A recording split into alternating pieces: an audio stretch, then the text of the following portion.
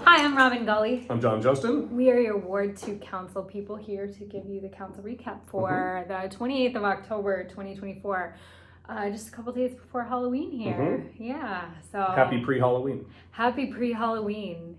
Actually, we only have a few things to talk about, but I'll go ahead and start by saying, our big council comments today were please be safe and slow down, or don't drive on Halloween so that we can keep our kids really safe while they're out there. And I just want to add, if you haven't given out candy the last couple years, my kids and all our neighborhood kids are out there on Halloween looking for houses. So just a plug to put your light on, have some candy or whatever you want to give out, and welcome the neighborhood kids, because we have a lot of kids. Yes, yep, in our neighborhoods. So I'm going a little bit out of order, but since I'm on the things that we were talking about outside of the regular agenda, I'm just gonna also make a plug for Election Day. We have 1 week. Tomorrow, 1 week until Election Day. So many things are at stake right now. So please get out and vote. Dakota County Northern Service Center is going to have extended hours for early voting. And then Election Day, of course, polls are open 7 a.m. to 8 p.m. But listen. Sounds right. But listen, if you're in line at 8 p.m., you can vote. Yep. So we don't usually have problems with lines getting too long here in Minnesota. Most of the time, we get people in and out pretty quick. But even if you're not registered yet, you can register same day. You can walk in and stand in line at the poll. And as long as you're in line at 8 o'clock, you will be able to vote if you're eligible for voting. Yep. So if you need any help, can find a ton of information on the Minnesota Secretary of State's website. mnvotes.org, I think, is the website. You can also call any of us and we'll help you figure it out. So, and I think that also the Dakota County Northern Regional Service Center has Saturday and Sunday openings for voting as well, which I think I wasn't aware of until I heard that today. So for those who are extremely busy, as I often feel I am, and have Sunday is the only day I can do it and whatever, you can still do it. So. And remember that your employer is legally required to allow you to vote on Election Day if you choose to do so. So don't let them tell you you can't. You can. They have to let you. So let's once again be the highest voter turnout in the state. Absolutely. And then in the country, because we have great civic engagement here. Okay, so now I'm going to go back to Open Council Work Session, which was actually the most interesting part of our whole meeting. We had Open Council Work Session, Council, and Economic Development Authority, but most of the... Don't get scared. We won't be here for 45 minutes, I promise. Most of the really interesting things were in our Open Council Work Session. You want to kick us off? Yeah, so we talked to, we have legislative priorities, every city does, and it's kind of getting people that can work with the legislature to help us get things that we need for our city. So we went through that list, kind of a suggested list that came through staff, and then also discussions the councils had. Nothing earth-shattering or crazy, nothing that's a huge ask, but you have to get these things kind of in there, especially right now when we could have changes in the makeup of, at least the House of Representatives, possibly changes at the gubernatorial level. So there's going to be, not upheaval, but there's always a little bit of turmoil. So getting ahead of the game is a really good idea. Because you're going to hit the ground running immediately. And I think everything that on that list, I don't know that we necessarily need to go through everything. We could go through the high priority items, which would be sewer lining, which, although not exciting, is incredibly essential and expensive. I think it's about 8 miles of sewer. Yeah. And then the 150 Thompson project, getting some funds to do more public amenities. We will be doing public amenities no matter what. Yep, former YMCA. But if we could get money from the state to expand those and make it an even better gathering place for people, that would be fantastic. And then let's see, the renewal of our sales tax, asking for that to be allowed to be renewed because it seems to have done great things for the city and we've done a lot with it. And a lot of road repairs. We can continue to do more. A lot of the fact that you're seeing so many improved roads and things in town is due specifically to that sales tax, because that's where the funding is coming from and allowing us to move forward faster, which is great. And then a variety of other things. It wouldn't be a terrible idea. I believe it's all in the agenda. If you went to the agenda and looked in there, you can see. In the open council work session. In the open council work session agenda. And then if you have ideas of something that maybe we aren't seeing or you don't see on the list, or you want clarification of some of the items on the list, as always, reach out to either of us. Be happy to clarify. Would love, if you've got a great idea, we'd love to hear it, because anything we get on that table is worth having. So yeah, excellent. And then we talked for quite a while about the missing middle housing bill that came into the legislature It didn't quite get over the line last year, but we are seeing, so I'll say this, we're seeing a real push for, especially for ways to find ways to get communities that haven't had a lot of differentiated housing to have more differentiated housing. So that means, not just single family housing, which we can look around us and see, not in West St. Paul, but a lot of the communities around us have primarily single family housing. Yep. This, and then sometimes have apartment buildings or condos. This missing middle housing is about getting more duplexes and triplexes and medium-sized apartment buildings, and making it possible for them to get approved in places where they've really, really focused on single family housing. One of the struggles that we've had in West St. Paul is that we already have very differentiated housing, and we've been working very hard to have all kinds of different housing options for folks. And so we talked through with our new legislative team who are helping us at the Capitol this year. So thank you to Ann and oh my gosh, her name literally just went out of my head. Thank you, Ann and Alex. Yes, I had it in my head. I had to stare into the middle distance and make my brain work. Thank you, Ann and Alex. Yes. Who are helping us at the Capitol.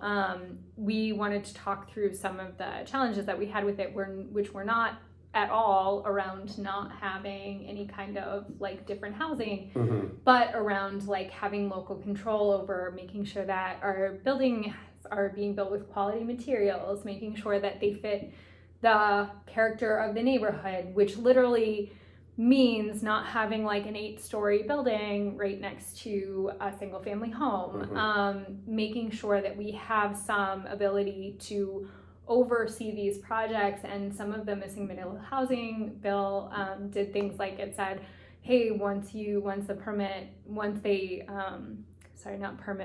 put in for approval, you have 10 days to approve it, otherwise it's automatically through. I think it's 60 days. 60 days. It automatically done in 60 days. It's confusing. And I will defer to John because he's on planning commission. Yeah, and I can get into it a little on the planning commission thing. So it's sort of the feeling, I would say there were good intentions, but there's an awful lot of overreach, I think, in the bill that we saw last year. And it really would eliminate all local control of this stuff. And I understand that the intention was to kind of move the needle on places that have had exclusionary zoning and have found ways to block things like multifamily housing and whatever. It sometimes can sting a little bit to be somebody who's doing all the right things and actually exceeding the goals of what they're trying to do with this bill, and then end up having that still yanked away from you, which then will not improve anything. So if this bill were to pass the way that it was proposed last year, it would have made our city a worse rather than a better place. And I really firmly believe that. And not just because I'm biased, because the Planning Commission does an excellent job. But when they start to do things like you can't say anything about the exterior of a building, and so we have not crazy requirements and other various, it strips away a lot of the underpinnings of what, honestly, the Planning Commission would be a very boring thing to be sitting on, because nothing residential would ever come across. And in fact, there wouldn't be also public hearings. So right now, if you buy a project, you'll get a mailer, you'll be asked, you'll be given time to comment in public. This would not allow for that process either, which I think is the thing that, if obviously on the governmental side, it's troubling, on the staff side, it's troubling, but as just a resident, I could see where you should probably be a little troubled by the fact that you don't have any say. And we wouldn't have. And we wouldn't have any say. I mean, if it fit the legal definition of our comprehensive plan, anything could be built wherever they wanted to. And that is not a good path forward. And like I said, the intentions, I'm going to give people the benefit of the doubt. The intentions, I'm sure, were honorable, but the results and the way that it came through last year would have been catastrophic. And it did get fought back by cities like us that said, hey, look, we're doing all this stuff, and now you're actually making it harder for us to do it the way that our community wants it done. And that's, I didn't think anybody would support that. Maybe some people, but we won't get into that. And so it's still going to be, it's not like it's gone away forever. I think it'll come back in a different form. We're preparing for how we can, mainly the key thing would be to be able to take what we do and how we do it and demonstrate this falls close enough to the intentions of this law that we would maintain our control and be exempted from these changes. And I think that we've got a good argument for that. But if it comes to that, it's going to take more than our people working at the legislature and staff and me and you and the rest of the council. It probably will be something where, don't be surprised if I come back on one of these and say, it'd be really great if you contacted your legislature, because we will need public comment on that if it comes to, if the thing that was coming forward last year comes forward this year, it would be kind of all hands on deck, because I don't think anybody in this community would be in favor of the changes. Even if you don't like some of the things we've done, they would just be even less under control than they are right now. So, and we're already limited a fair amount. So anyway, really good discussion. We'll see how that develops once we get into the new legislative session after the election and all that. And just keep your eyes open and definitely keep your ear to the ground. And if you feel the urge to give a nudge to your local elected representatives up at the Capitol, definitely send them an email, give them a call if you don't like the idea of it. And you can read, again, a lot more about this in that open council work session agenda. Yeah, and honestly, if you were going to go back and watch one thing from this council meeting tonight, or, you know, I'm saying council meeting collectively, I would say watching this part of the open council work session would be the most informative, because we had really good discussion. I would agree with that. And a really good presentation from Melissa Houtzman, our planner. So, and in fact, so next we got into the council, but there actually really isn't anything. There really isn't anything to talk about. We did the one thing that we continued from last time on some deferred assessments. There were some minor concessions made to make the property owners. I mean, I'm not going to relitigate all of that, but you know, we found a middle ground. I think everybody left happy. It may not have been exactly what they wanted, and it might not have been exactly what we wanted on our side, but we did what we tried to do, to find a compromise that works for everybody. And so that's done. And then first reading of used merchandise stores in B3, not to get too far into that. We didn't really have any discussion, because normally the planning commission would get a first shot at this, but because we had to cancel and reschedule the planning commission, they haven't seen it yet, and we don't want to get out in front of them, because they're really the ones that should do the first analysis of what they think about this. So that'll come up on Wednesday, which is the rescheduled meeting for the planning commission, and then it'll probably come back to us, I'd imagine, next month. And then an interfund loan to Barry Wires, and we came in at half of what we first heard the scary number to be. So that feels really good, and I'm glad about that. I had some reticence initially, but coming in at 50% of the estimate and having staff explain certain things that were advantageous to the city beyond just the idea of burying power lines and visibility. So we passed that. And again, another thing that was just a final reading of something that we've already talked about before. And then the EDA meeting was just burying those lines. Burying the and that was it. And that was it. Yeah, that was it. No closed sessions to confuse you with. It's that was pretty neat and tidy. So and we were out by like 7:15. Yeah. So there you go. There you go. An easy one this time. Maybe. So you know, use the extra time that we're not taking from you tonight to figure out who you're gonna vote for if you don't already know. Yep. There's some judges and other you know, things down ballot, and then go vote. Yeah. That's what we got. And then again, like, be super safe on Halloween. Yeah.